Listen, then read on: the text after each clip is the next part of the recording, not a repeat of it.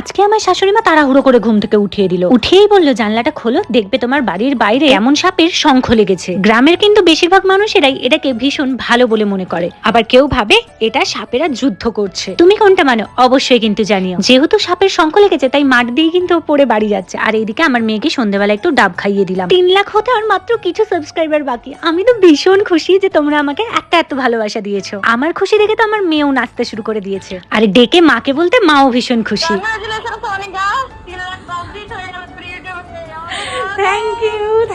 তোমাদের সবাইকে অনেক অনেক থ্যাংক ইউ। আমার 3 লাখ সাবস্ক্রাইবার পূরণ হয়েছে। এই খুশিতেই বাড়িতে দেখো খাওয়ার অর্ডার করিয়ে নিয়েছি। যেহেতু কোনো কাজ ছিল না তাই কিন্তু শাশুড়ি মা খুব তাড়াতাড়ি ঘুমিয়ে পড়েছে। ব্যাস, শাশুড়ি মাকে উঠিয়ে দিলাম, কারণ এরপর আমরা 3 জনে মিলে পার্টি করব। এই যে আমার পুচকি সোনা, শাশুড়ি মা আর আমি। কি বলতো, আগের দিন মায়ের ইচ্ছেটা পূরণ করতে পারিনি, তাই আজকে ফাইনালি খাবার অর্ডার করেছে, টাইমের মধ্যে ডেলিভারিও করে দিয়েছে। মায়ের ইচ্ছেটা পূরণ করে ভীষণ খুশি, আর সাথে কিন্তু 3 লাখ হয়ে গেছে। টাটা।